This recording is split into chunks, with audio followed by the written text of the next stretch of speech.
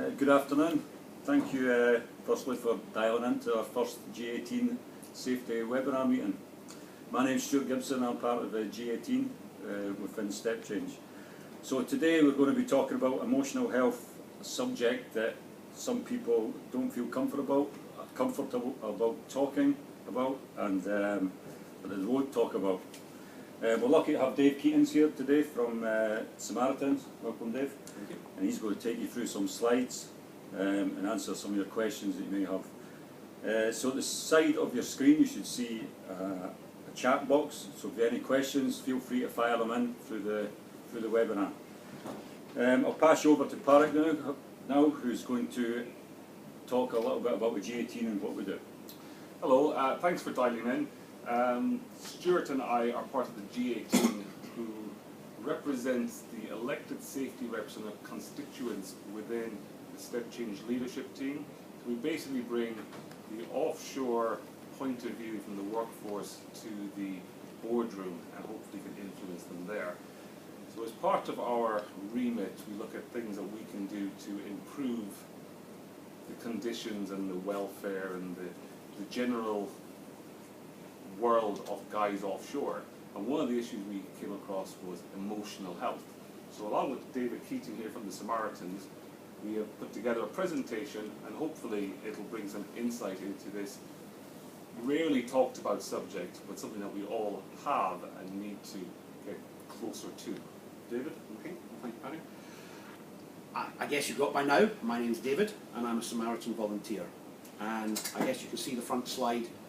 We're going to be talking about emotional health, which absolutely is something everybody has. Just to say before we start, behind the camera, which you're watching us on, there's a whole bunch of stuff. So if we start craning our eyes and looking forward or screwing up, honestly, we're just trying to see what's behind the camera.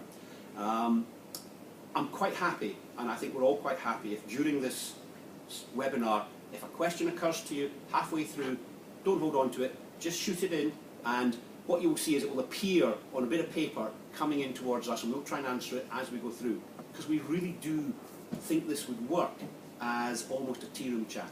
Sorry, tea room, tea shack. Tea shack. God, been on show for too long. We're going to talk about emotional health, and I'll talk a bit about what it is. And we're going to talk a bit about talking. You can see that from the title of this slide. Because we believe at Samaritans that talking is one of the key things you can do, almost the first stage in protecting your emotional health and building your resilience. And I will repeat myself a couple of times, probably because I'm old, but also because I think it's really important that you take away a couple of things from this webinar. One of which will be talking is really important. So I then also at some point will be saying, could I have the next slide please? When hopefully it will occur. So emotional health, what is it? I think the thing I would like to tell you about it above all else is you've all got it. Every person on the planet has physical health, and every person on the planet has emotional health. Now it can mean different things to different people, and it impacts people in different ways. But broadly speaking, it is our strength, it's our kind of ability and energy that allows us to survive life events. And basically from when we're born to when we die, we experience life events. Everybody does. So this is not something odd or weird or something we can't talk about. Everybody's got emotional health. But it is about the way we think and the way we feel. And it's not a black and white scale. It isn't, I've got emotional health and it's good, I've got emotional health and it's bad. It slides up and down the scale. And we're going to show in the next slide, that it can be demonstrated by this triangle. So if we think about physical health first, physical health broadly deteriorates as we go through time. Our children, if they get a cold, generously go to school and share it with their mates and the teachers. People of our age, I think I'll talk for the three of us here, we get a cold, we get a thing called man flu. It's quite deadly, but normally after a couple of days or a week, we feel a bit better and we get back to work. Old people in a care home whose immune system has gone through 80, 90 years of life, common cold, same thing as our children get by, is that they will potentially die of the common cold. Now we understand, therefore, absent a trauma, we can as we go through life, experience good physical health deteriorating. Now everybody's got emotional health, but it affects you differently. So the first thing to say about emotional health, I think, is that it can change on a very short scale. And the examples I would give in the last couple of weeks, if you supported Liverpool or Borussia Dortmund, if you supported Manchester United or Everton, your emotional health probably changed enormously inside the space of 3 or 4 minutes, or in fact 30 seconds, when a goal was scored. Some people went from red to green, some people went from green to red. And that is completely normal. Everybody's emotional health is capable of changing on a very short duration time frame. And it's not something to be scared of or to be worried about. People will feel bad. All people. You watching, us here, will at times feel bad. But the second thing to say is it should rebound. And one of the things we think is important about emotional health is to build up that resilience. Because if instead of feeling that last-minute goal sensation, you feel more like an Aston Villa supporter this season, or a Newcastle supporter since Shearer stopped playing, then actually you are probably in a bad place because you've got a long-term low feeling. Now, I'm not talking here about a clinical diagnosis, I'm just talking about your feelings are low. And if something happens, it may be you react badly to it because your emotional health is low. And the thing about emotional health is, sounding like a politician, I'm sorry, but everybody is different. So therefore, an event that I could just look at and go, huh?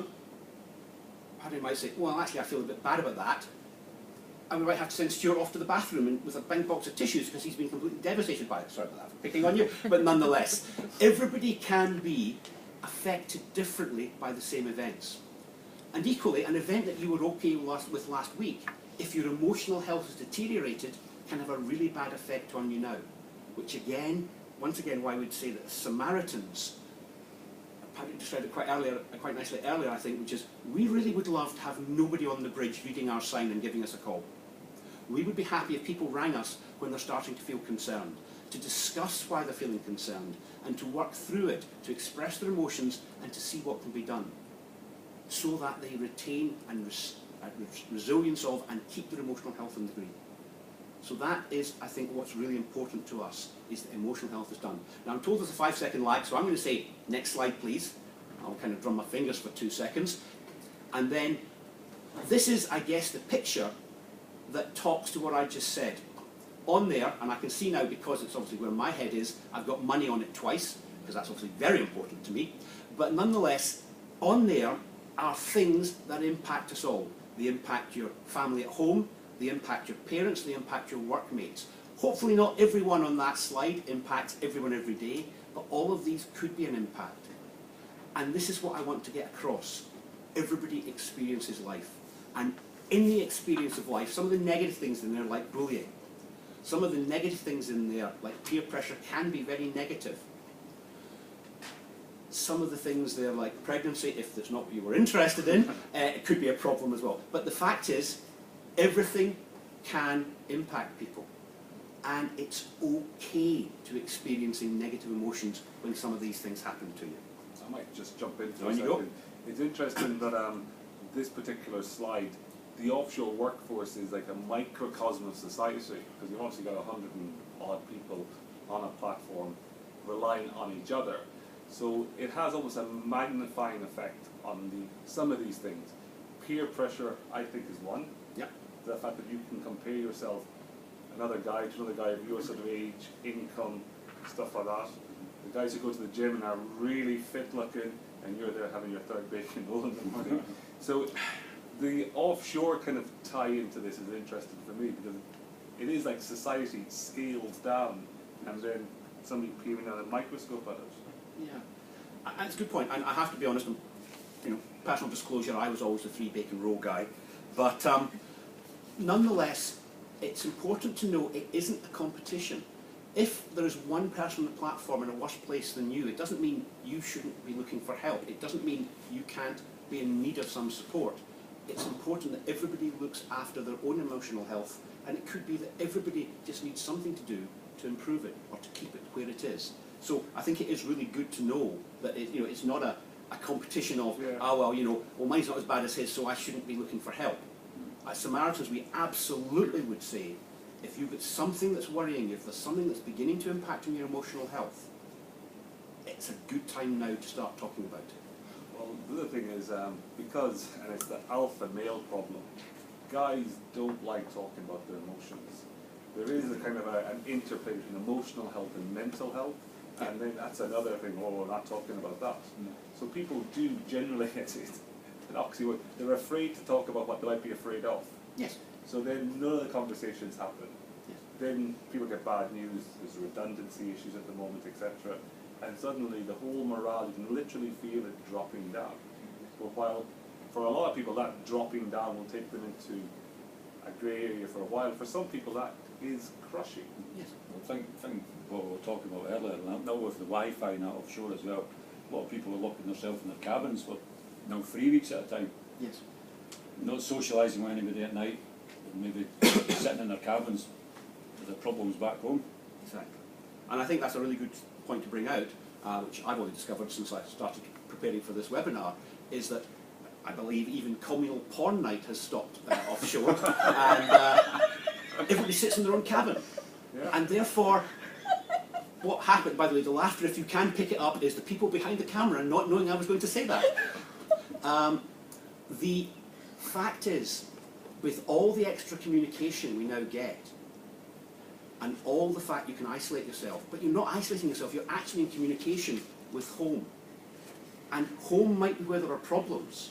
And unfortunately, you're offshore and you can't do anything about the problem. So you actually expose yourself to more problems, more stress. And absolutely, again, thank you, Stuart, it's about talking about it.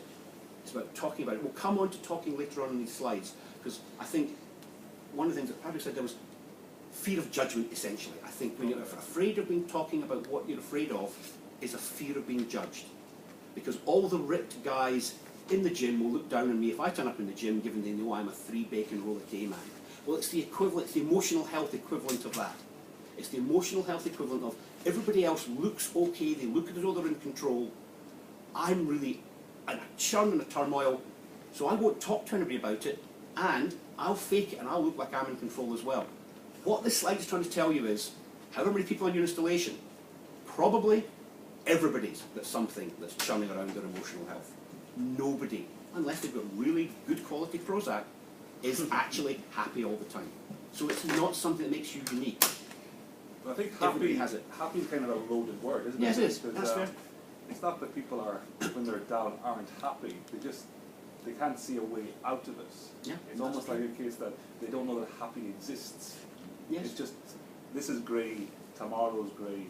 And again, from speaking with people in various environments who are in positions where they are just so, it's hard to explain how that feeling is. Yeah. Of, I can't actually do anything. I'm just part of a system moving on.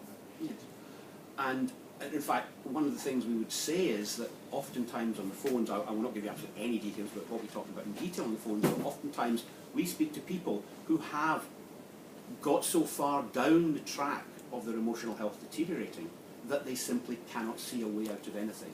And they're conflating that which they can affect and that which they can't. So for example, one thing we would do, and I think we actually talked about it yesterday, it's not the slide, so we'll just introduce it now, is unpacking all your problems and sorting them out, and perhaps even dividing them into 2 piles. What can you influence, and what can you not influence?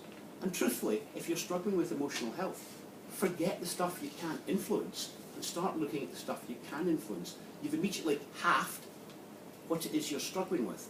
And that's not a guarantee, but it's one of those coping techniques that might be of use to some people.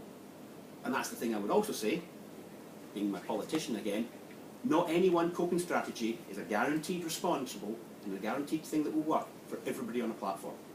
And we are all different. We respond differently, we have different emotions, and we respond differently to different cues.